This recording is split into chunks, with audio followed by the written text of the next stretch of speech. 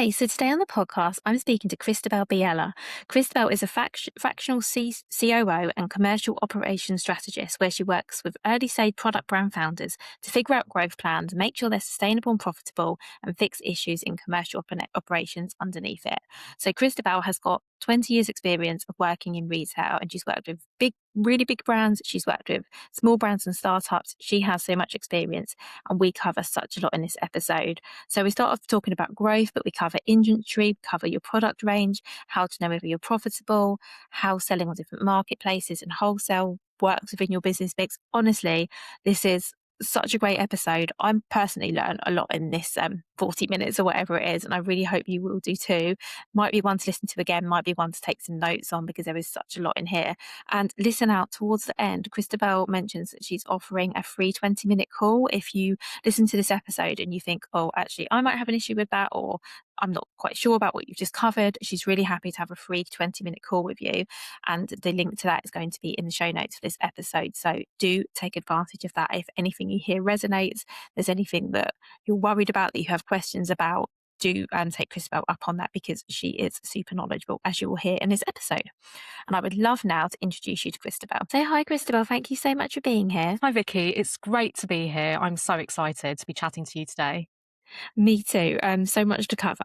But can we please start by you giving an introduction to yourself, your business, and what you do? Of course. So I'm Christabel. I run CB Co, which is a fractional consultancy that I've been running for the last couple of years. And I work as a fractional operator and consultant with product brand founders who are at growth or early stages, helping them to build or fix their commercial model that sits underneath their business so that growth can feel lighter for them, not heavier. My background is that I have over 20 years in the retail industry. I started my career as a buyer and merchandiser at big name high street retailers such as the Frasers Group and TK Maxx. And then about a decade ago, I actually left the high street world behind and decided instead to join sort of growing e-commerce startups. So the areas that I have really spanned across in that last decade or two are homewares, grocery, beauty and lifestyle brands. Amazing, thank you. So I'd love to talk about growth to kick things off because I know that's what you specialise in, Christabel.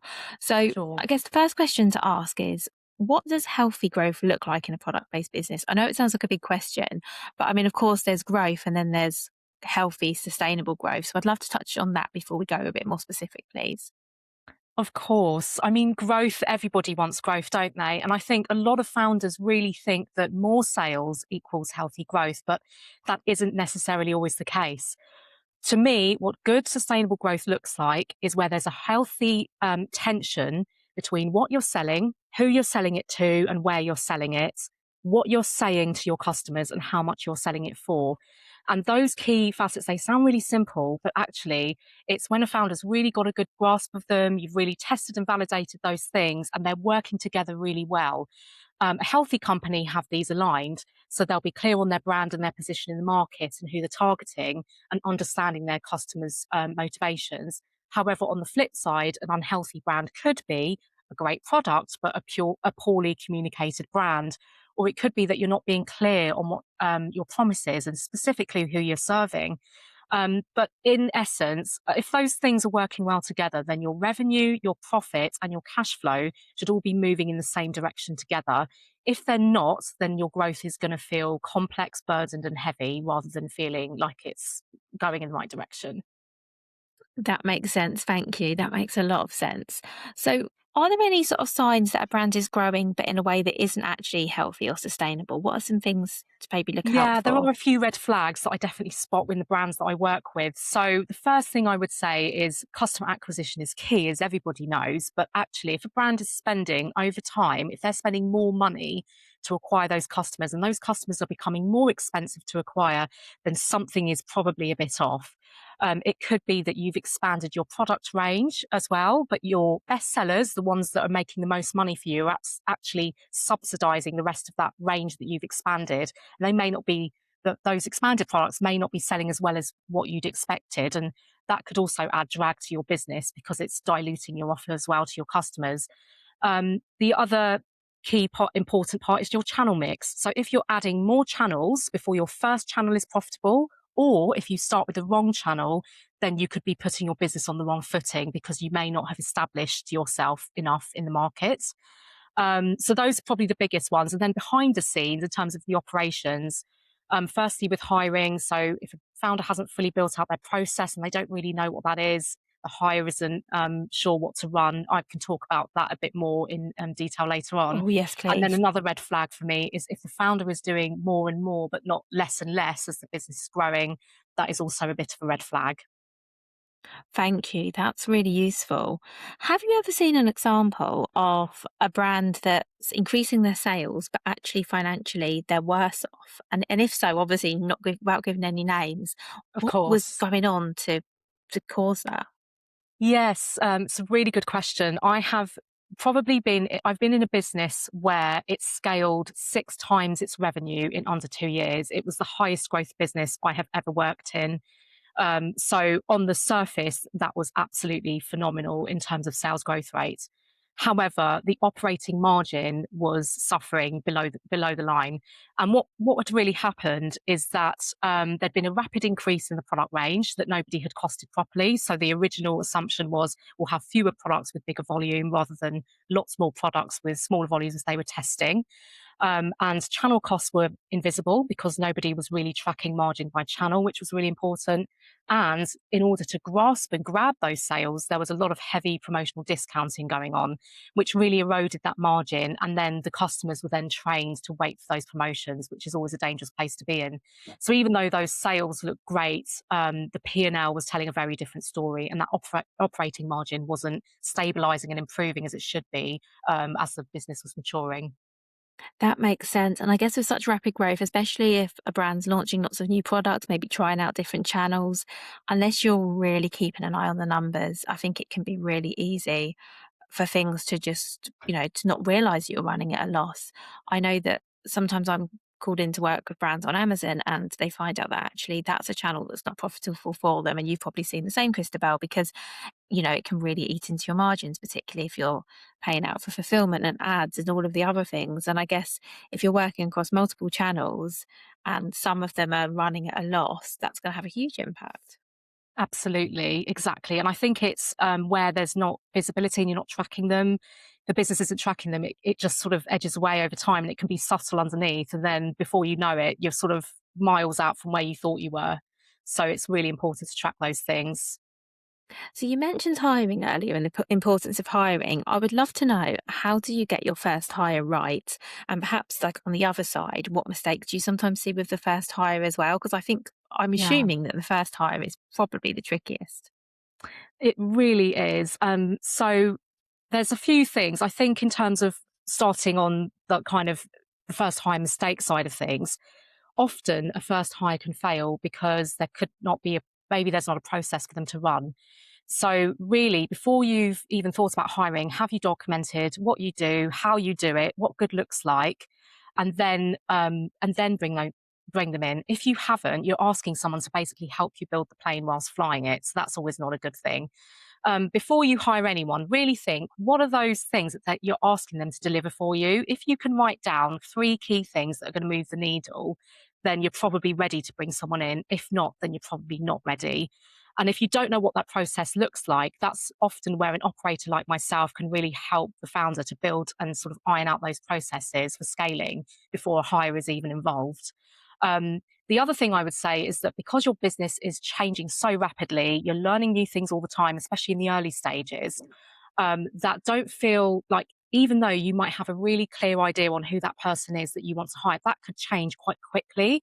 So I think keeping your commitments quite flexible and also leaning into fractional operators like myself that have a lot of experience in the industry can be so useful, because what it can do is actually just sort of give you a bit of a head start where you're not having to figure things out, because the figuring things out phase can actually cost you time, resource, and money. So if you can really lend and bring in really, really relevant experience to your product and business early on, then that's going to give you a really good stead. And that they can also then help you out with figuring out who your hire should be and what gaps you have in your team.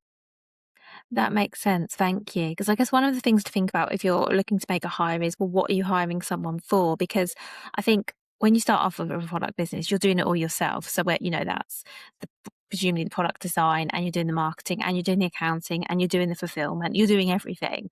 Mm. How do you know what, where to start, even start with a hire?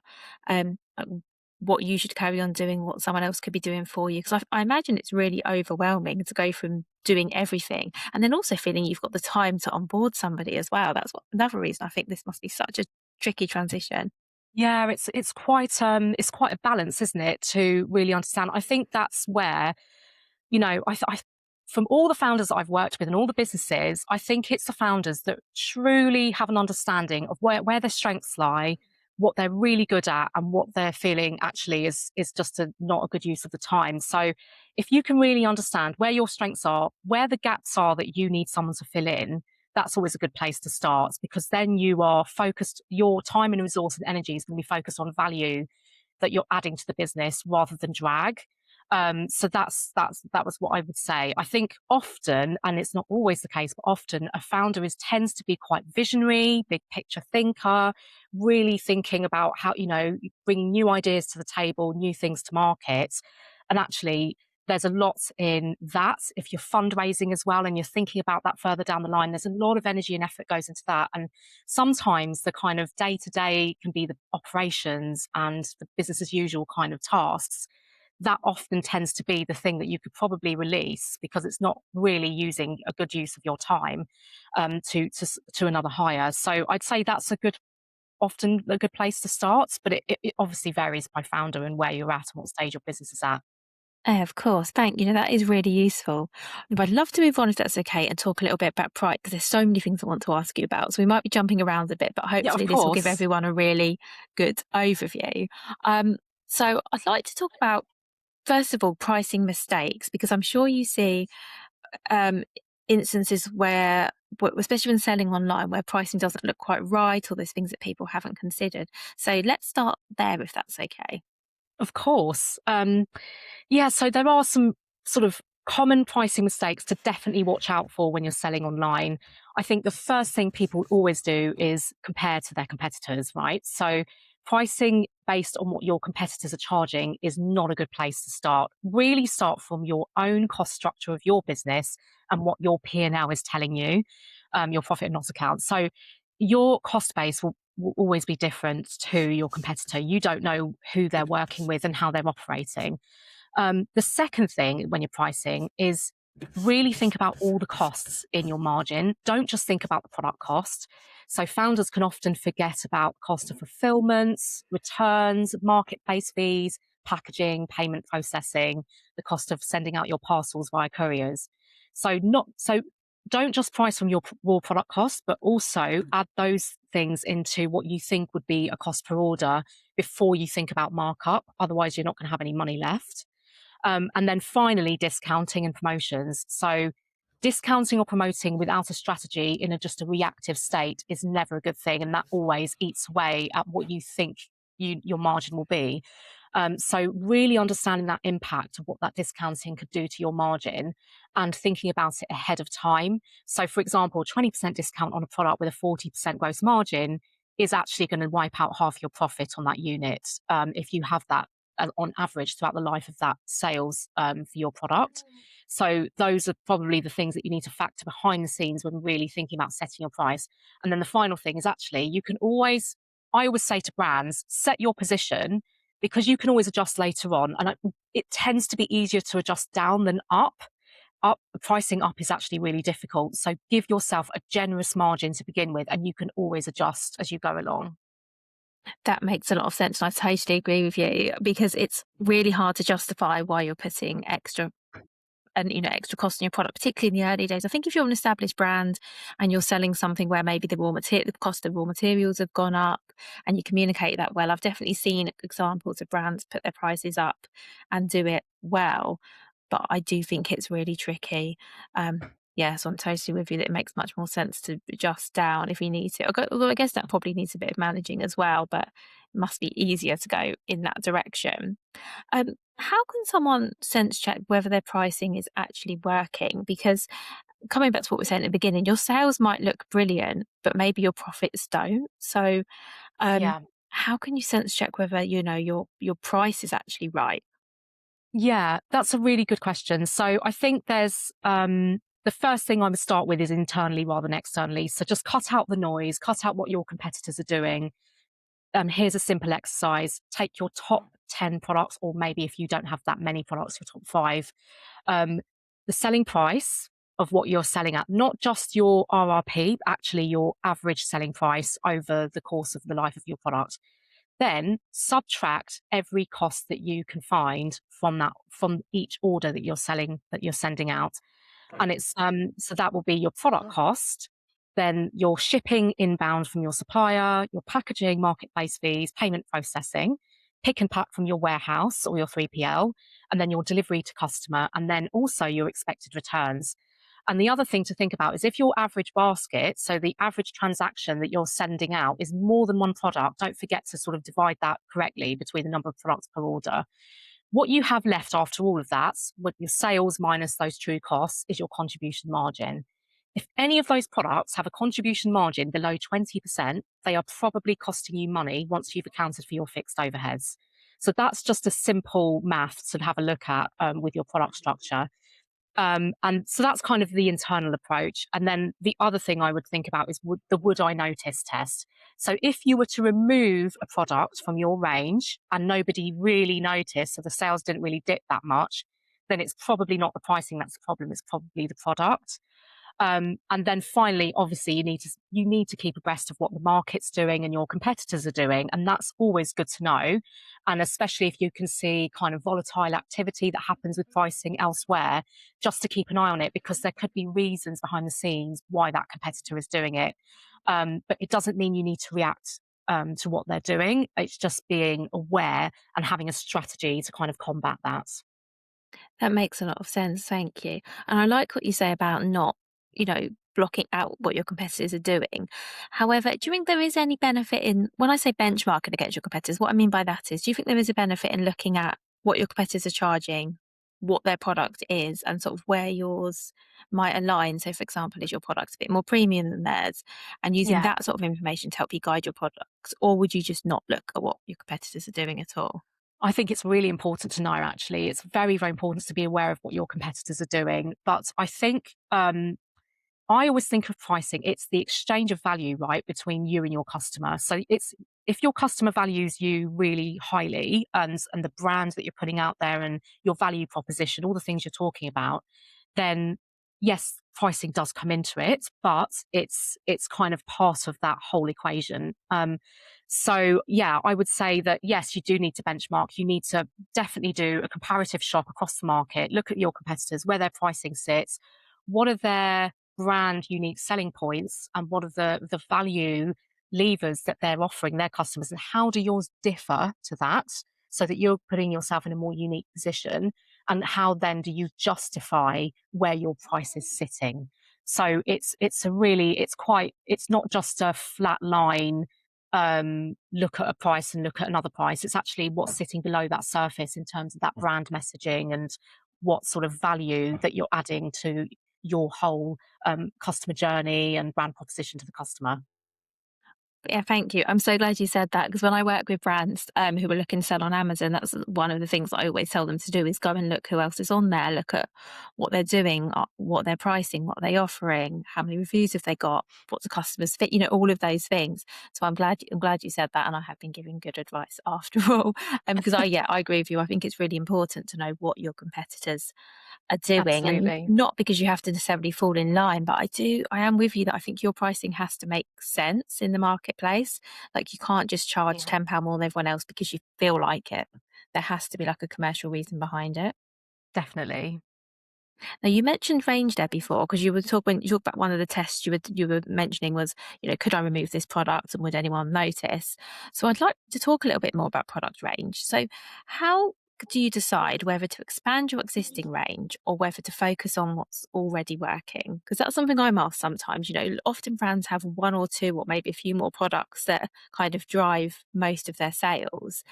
And they'll say, okay, so do I focus on these and making them really work for me? Or can I introduce new products, and how does that all work? Yeah, that's a really good question.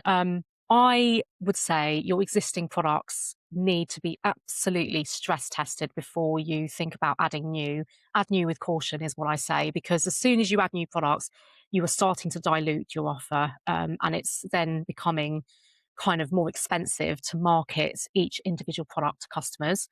So before adding new products, first of all, ask, is my existing range working as hard as it can be?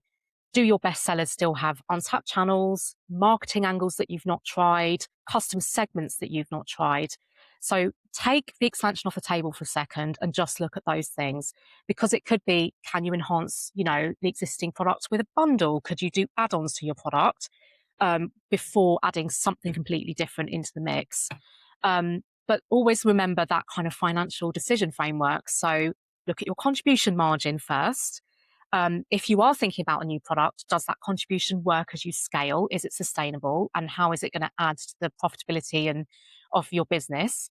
Then look at your market demand. And I know that sounds a bit counterintuitive to think about your sort of profitability before the demand, but anyone can sell anything. And if it's not going to be sustainable as you grow, there's from profit angle, there's really no point in selling something for nothing.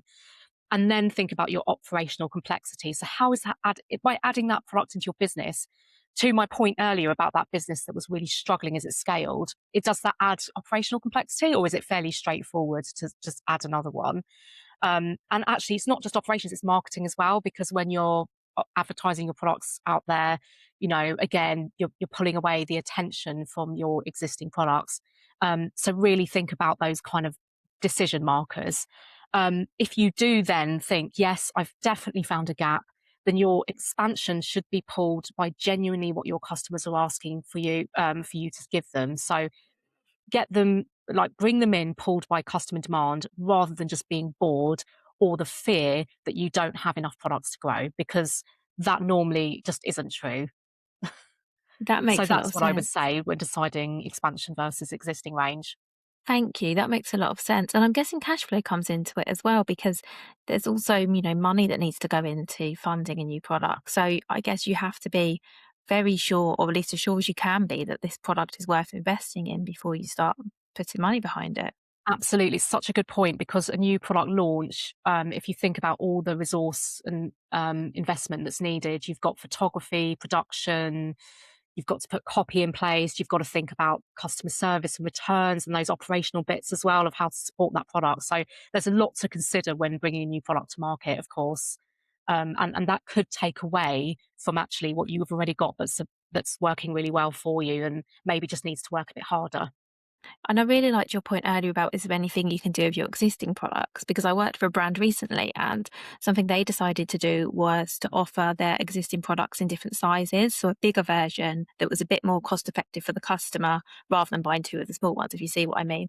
And that worked really well for them because it's the same product, does the same thing. It's literally just a different size option. And Yeah, personally, I thought that was really quite a smart way of doing it.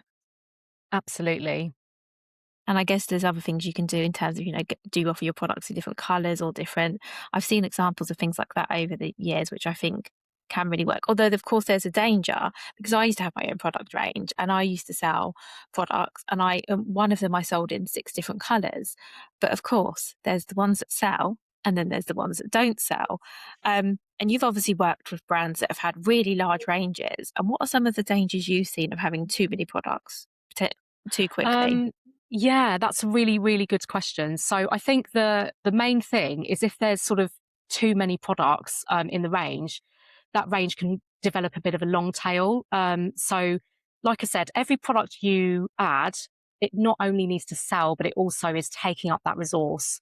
And what happens is, if you have a super wide range like that, if you have products in there, lots of them that are slow movers, they're going to be sitting in your warehouse, tying up cash in your bank account, where the stock is just not moving and it's kind of stuck.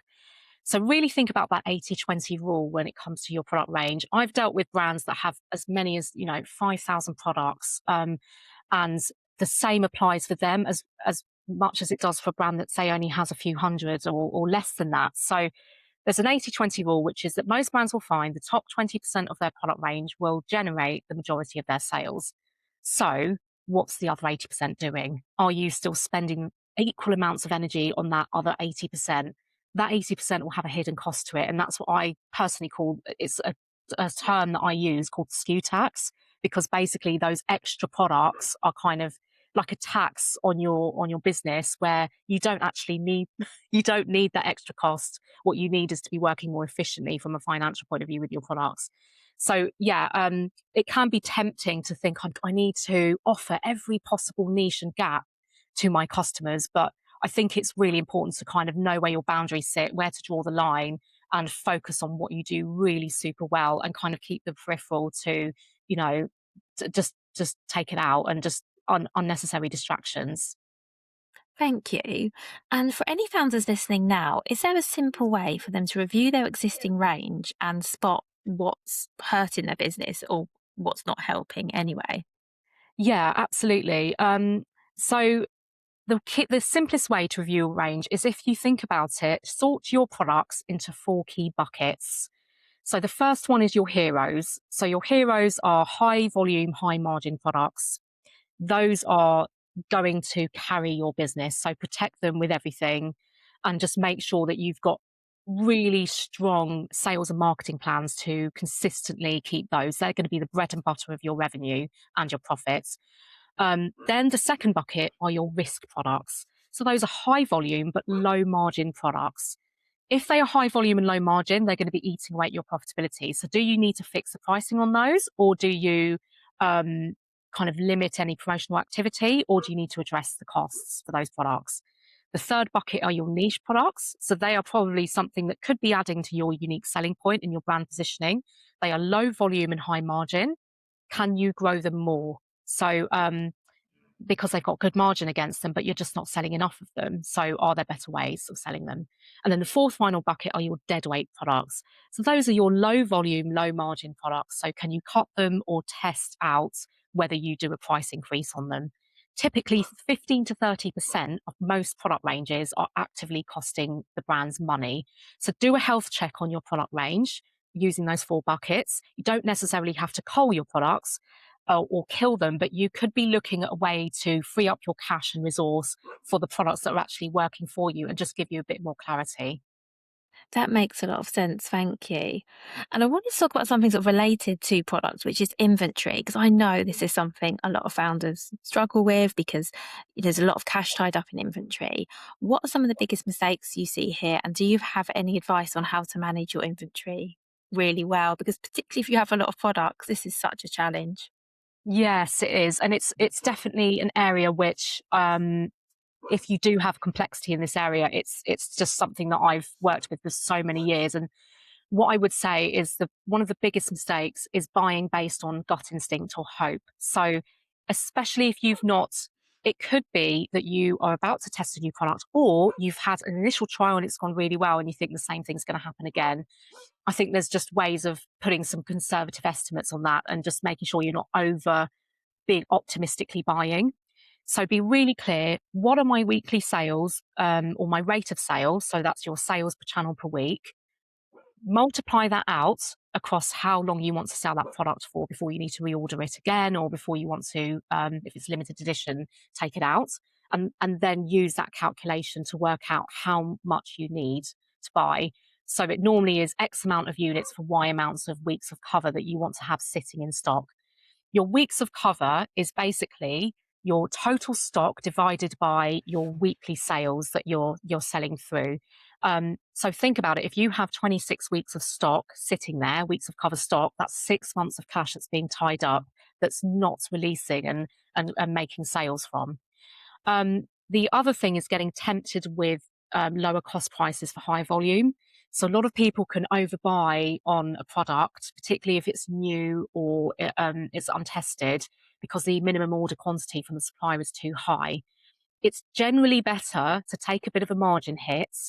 If you can't negotiate a lower sort of quantity for your first order, then it's generally better to pay a little bit more in the beginning per unit, because actually cash flow is everything. So if you can buy fewer units, be leaner, and maybe spend a slightly higher cost price just whilst you're validating and testing, and then you can afford to get cheaper, lower cost prices as your volume grows.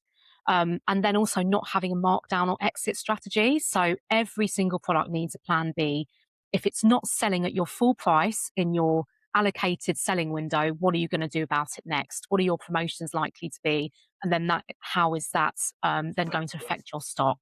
So those are the key things to think about when you're managing inventory. Thank you. This is a question I've just been thinking about as you were talking. So I don't know how if it's going to be an easy one to answer or not. But the general things I see people having problems with are having too much stock and having a lot of cash tied up in stock. And obviously that can lead to storage fees and things like that. Or constantly going out of stock because maybe they've got long lead times or whatever it is. Yeah. Is there a better or worse option out of the two, or are neither ideal? That's a really good question. I would say I'm always in favor of going out of stock. I think don't be scared of scarcity, because scarcity can actually create buzz and it can create demand if you market it in the right way. So, I think there's so many great examples of that in all different categories from brands where they've dealt with that really well, whether it's, a limited release and so on. And actually, if you know that up front and you know there's a bit of risk in potentially selling out, you can upfront that into your marketing messaging and so on for campaigns you're running. I always say that is better than sitting on too much stock and then having to promote it and discount and to try and clear it. It's then costing you extra in storage. It just puts a lot of financial pressure on you. And it also means you could end up doing that reactionary thing that I mentioned earlier of promoting or discounting from a reactionary point of view rather than a strategic point of view, which is always a bit dangerous for your kind of customer behavior and also your brand positioning. So yeah, what I would say though is generally if something is going out of stock, it's probably because demand has been way higher than what you anticipated. Is that because you just didn't call it right, or is it because your pricing was too aggressive, or your promotion strategy wasn't, you just weren't prepared for it? So I think always try and have an upfront campaign or promotional plan before you even buy the product. It might change, but then you've kind of factored in that buffer if you need it for dealing with potential out of stocks. But always err on the side of caution when you're planning your stocks. It's always better to have too little than too much. I think so, because I think from a customer point of view as well, so I'm thinking of myself as a customer, if something goes out of stock, I want it more. I don't know about you, but there Yeah, is something about scarcity.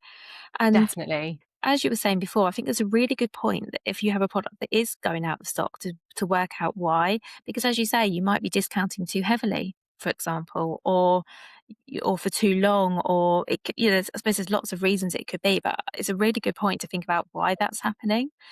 Because I think it's probably could be too easy to go, oh, that's good, we've sold out of that, brilliant. Um, but not actually look at, at the reasons for it, because it could be that you're really underpricing. Yeah, absolutely. So let's move on a little bit and talk about the different channels that we sell on. So, do you see any difference between when brands are selling on other marketplaces versus their own websites when it comes to their margins, when it comes to the control they've got, maybe the oversight and the understanding they have? Yeah, that's a really, really good question. And I think it's sometimes something that can trip brands up by maybe starting on one before they really know have a sort of plan in place. So, what I would say is always start from, I think it's a my healthy recommendation would be start from your own channel.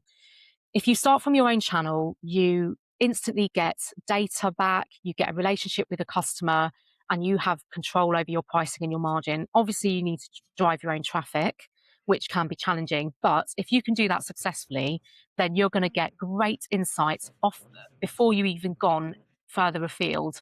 Then, when you're thinking about Amazon or marketplace has its place. Like, obviously, it's great for driving traffic, making your brand be discovered, giving you that market exposure.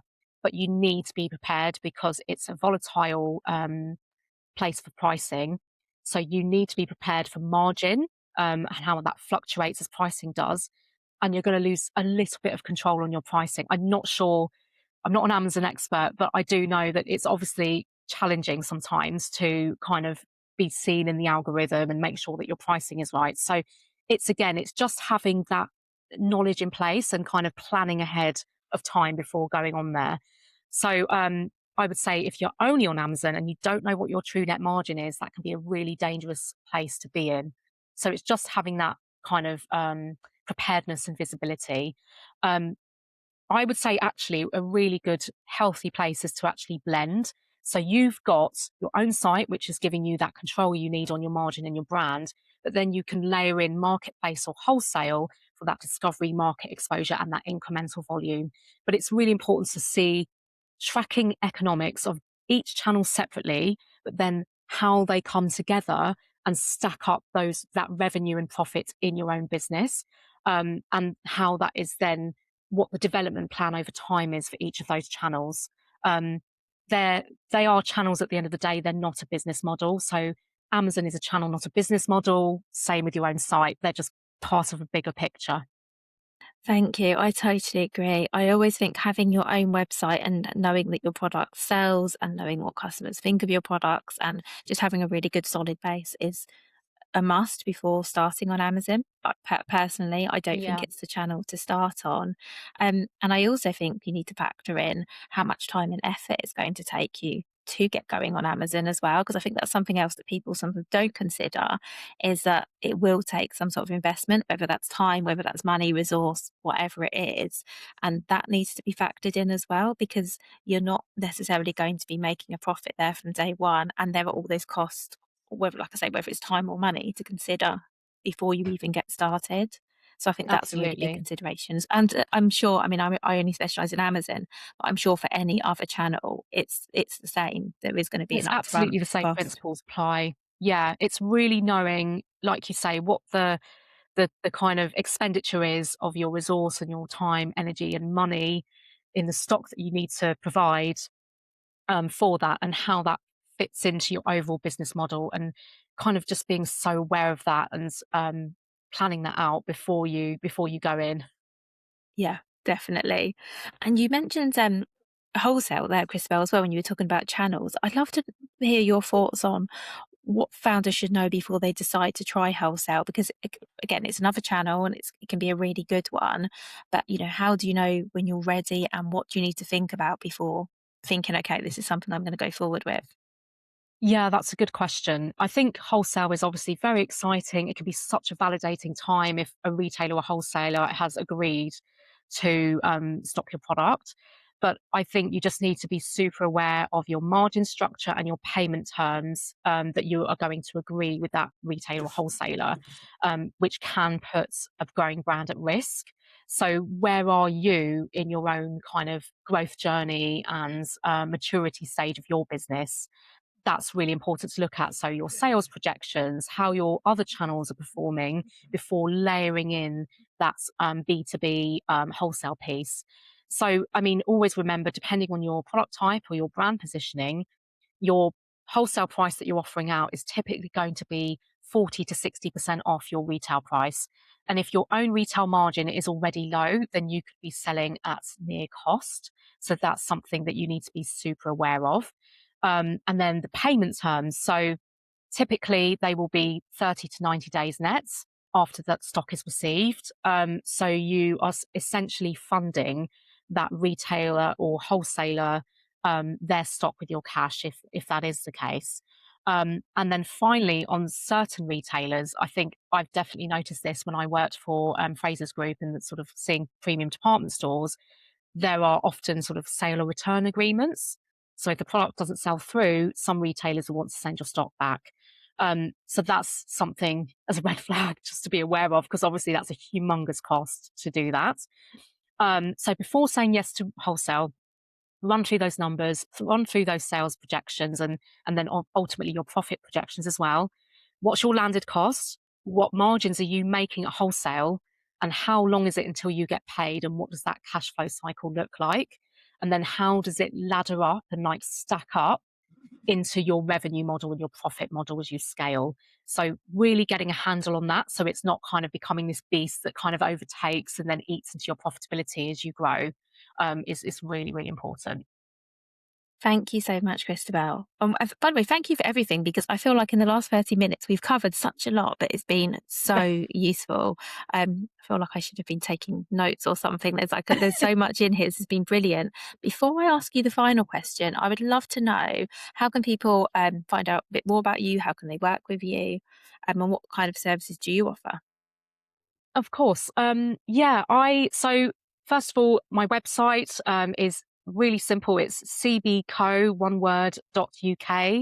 So cbco.uk. I am actually offering a sprint. So what I am offering now is a free 20-minute call, and that's to just pressure test the commercial model of your business. So if any of the things that I have spoken about today resonate with you and you think you may want to discuss or explore those further, that's what that call is for.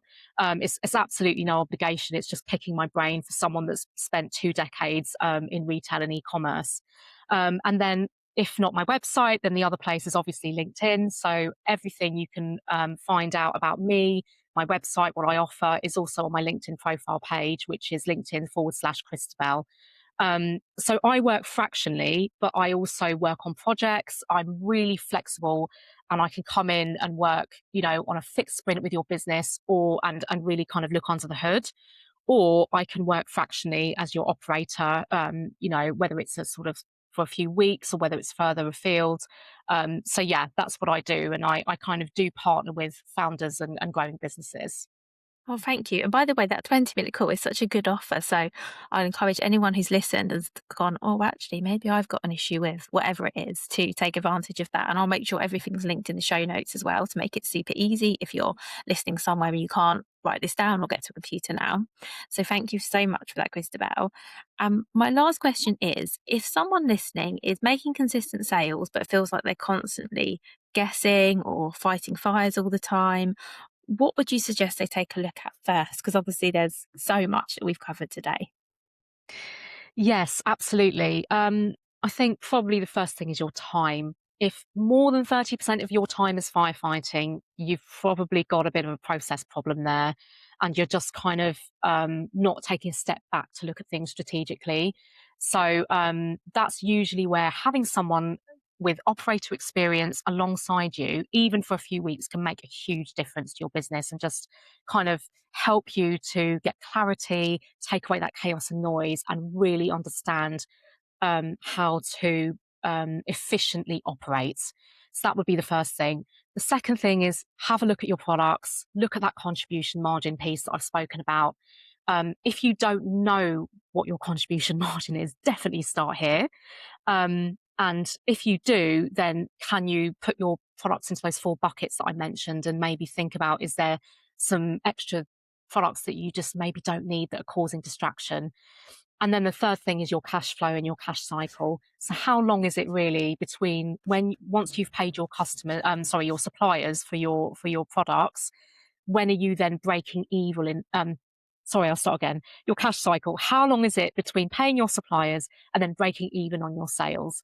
So that is the kind of cash flow of your business, and that's super important to look at as well. But yeah, that's what I would say are those 3 key areas to look at if you are firefighting. Oh, that's so useful. Thank you so much. And thank you for everything that you shared with us today. Thank you, Vicky. It's been a pleasure to be here and have a chat with you.